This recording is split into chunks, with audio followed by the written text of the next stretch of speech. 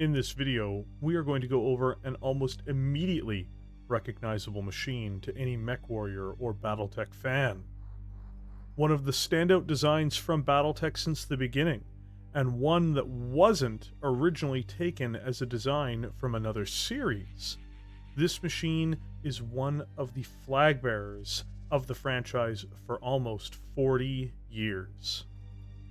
With no further delay, let us begin the analysis of Hollis Incorporated's legendary Catapult. A heavy mech weighing in at 65 tons, the Catapult's unique and recognizable silhouette would first appear as one of the very rare units which was given very little attention from the SLDF, and a limited run was produced for the Terran Hegemony in 2561 through to 2563. The design was deemed adequate, but both the Terran Hegemony and the SLDF saw little value in purchasing the design further. No extensive contracts arrived beyond this, and the Catapult would, as a result, always be a mech in short supply by the commanders who recognized its value to their troops.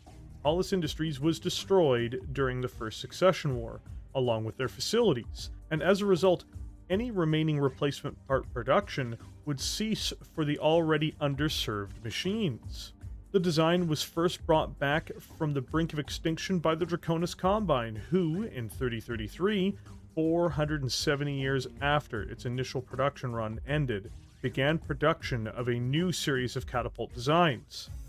During the Succession Wars themselves, the Capellan Confederation would be the home for the vast majority of the remaining catapults that survived the American Civil War and survived throughout the Succession Wars, with the second largest quantity finding its way into the hands of the Combine. The machine largely had the reputation that pilots wanted to give it, that of a long-range support mech with mobility, which was heavier and possessed adequate armor, and as a result, this machine, despite its rarity, was used across the battlefields of the Inner Sphere through the entirety of the Succession Wars, all the way into the Clan Invasion, where it would battle its clan hybrid cousin, and into the new eras of warfare since. The second version of this machine to receive a production run was the Cplt C1, which would be the primary model built after its introduction until it was resurrected by Yori Mechworks. It would come with a Magna 260 standard engine installed, which would allow the mech to deliver a maximum speed of 64.8 kilometers per hour, or 6 movement points in the tabletop game. Further yet, the Cplt would come with one of its most noteworthy features, which are 4 jump jets, giving it the ability to leap up to 120 meters, or 4 movement points on the tabletop. Primarily a support asset for heavy formations, it's fast enough to keep up with its expected lance mates, and has the benefit of having the ability to reposition with the help of jump jets to give it enhanced mobility and maneuverability. Interestingly, the Cplt C1 comes installed with 15 total heat sinks, giving it the ability to run exceptionally cool for its overall design. It will only become negatively impacted by heat if it jumps and fires its close-range weapon systems repeatedly. For the aforementioned weapon packages of the Catapult, it specializes first and foremost in ranged combat. Supporting twin Holly long-range missile packs with 15 tubes each, the Catapult can deliver substantial ranged attacks, though only for a limited amount of time due to its inadequate ammunition of only 1 ton per launcher. It has a surprising number of close-range fires as well, with 4 Martel medium lasers and enough heat sinks to fire them indefinitely, barring critical hits to the engine or the heat sinks themselves. The Catapult is adequately armed at close and long range, though its ammunition is a nagging problem for this particular version of the design. Finally, for defense, the Catapult supports 10 full tons of standard armor, making it adequately protected for a heavy mech of its size and role, and allowing it to weather some fire before it repositions, or with luck, knocks out the threat which had already put it into danger. The the Cplt is good at its job, and it's good at defending itself, though the unit isn't without its shortcomings. It does have a lot of competition in the field as well during the Succession Wars.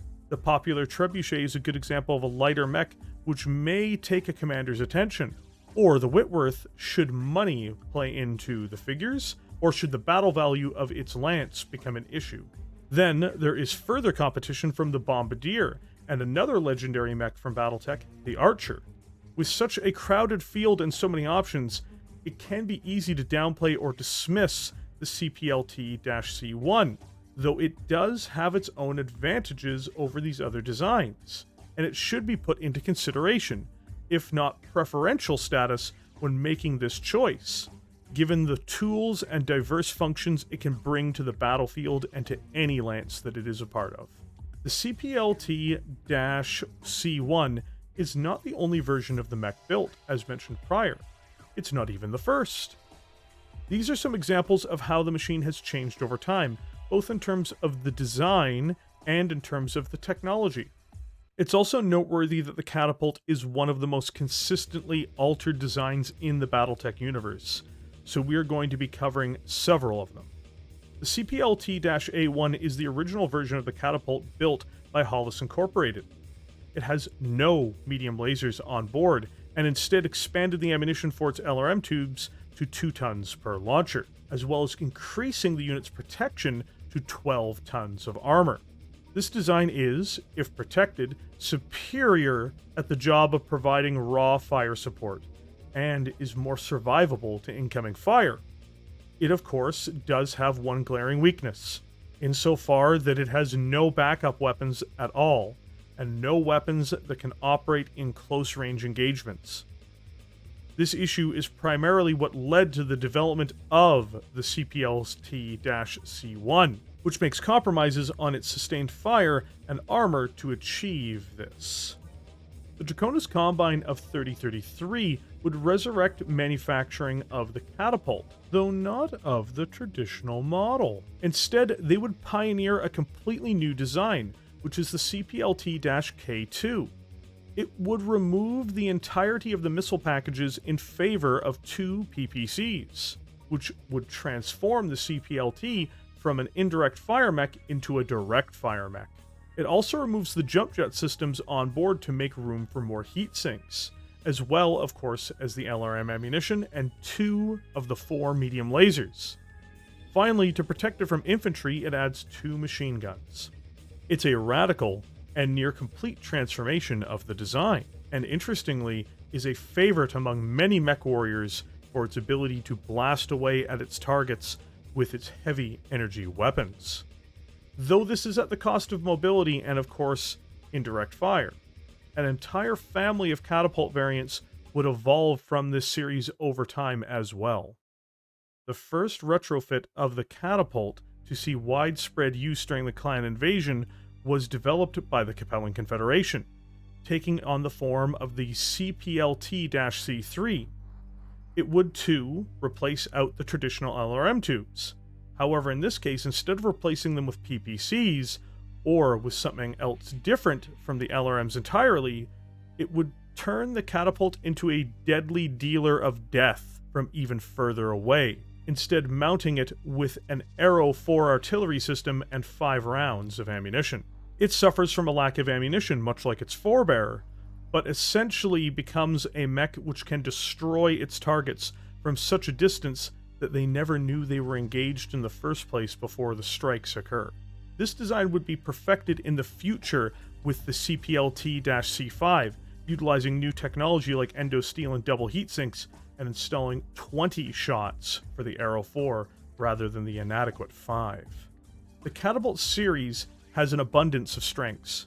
Firstly, it's highly responsive to being modified to take on new roles, or new support systems. Everything from keeping with the traditional LRM packages to being upgraded to have a massive Arrow 4 indirect artillery piece installed. On top of this, the Catapult can be adjusted to be put into a direct fire role, as demonstrated by the Draconis Combines upgrades of the unit over the years as well. For weaknesses, the Catapult has few. Given its weight class, The biggest error of the unit, not solved until new technologies would change or upgrade the design, is the fact it just had limited ammunition at its disposal. The Catapult deserves its place as an iconic design, both in its appearance and function on the battlefield. It's so good at its job, I can't even imagine it getting mad unless it runs out of ammunition. Thank you for joining me here today.